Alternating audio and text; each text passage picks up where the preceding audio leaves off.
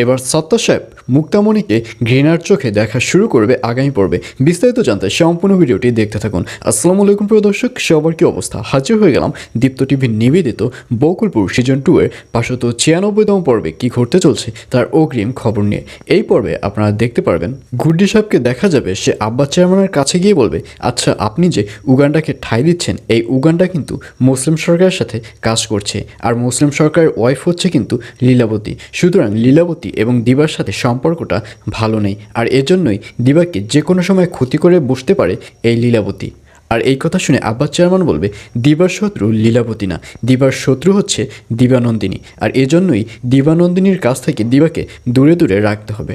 আর এই কথা শুনে গুড্ডি সাহেব বলবে, দিবানন্দিনীর কাছ থেকে কিভাবে দূরে দূরে রাখবেন?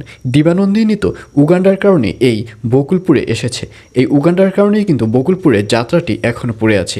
এই যাত্রা কবে দিবা সরিয়ে দিত, কিন্তু এই উগান্ডার কারণে হচ্ছে না। সুতরাং আমি মনে করি উগান্ডাকে সরিয়ে দিলেই সব সমস্যার সমাধান হয়ে যায়। আর এই কথা শুনে আব্বাস চেয়ারম্যান বলবে, আমি খুব ভালো করে বুঝতে পেরেছি যে তুমি উগান্ডার প্রতি জেলাস ফিল করছো, আর এজন্যই এই সব ধরনের কথা বলা শুরু করে দিয়েছো।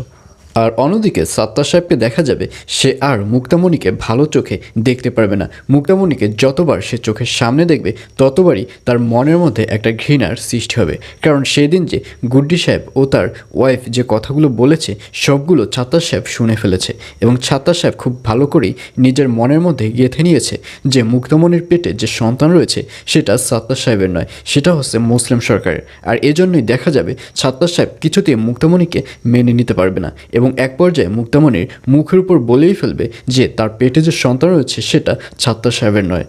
আর অন্যদিকে মুসলিম সরকারকে দেখা যাবে সে উগান্ডার কপালে পিস্তল তাক করেও আবার নামিয়ে ফেলবে, কারণ মুসলিম সরকার মনে মনে ভাববে, আমি যদি এখানে উগান্ডাকে এইভাবে সবার সামনে মার্ডার করি তাহলে আমাকে সারা জীবন জেলের ভাত খেতে হবে, এভাবে ওকে শায়েস্তা করা যাবে না, ওকে আমি রকেটকে দিয়ে খুন করাবো। আর এগুলো ভেবেই মুসলিম সরকারকে দেখা যাবে সে উগান্ডার কপালে পিস্তল তাক করলেও সেই পিস্তলটি আবার নামিয়ে ফেলবে। আর এছাড়াও থাকবে আরও আশ্চর্য সকল ঘটনা। সুতরাং সবাইকে বকুলপুর সিজন 2 এর আগামী পর্ব দেখার আমন্ত্রণ রইল।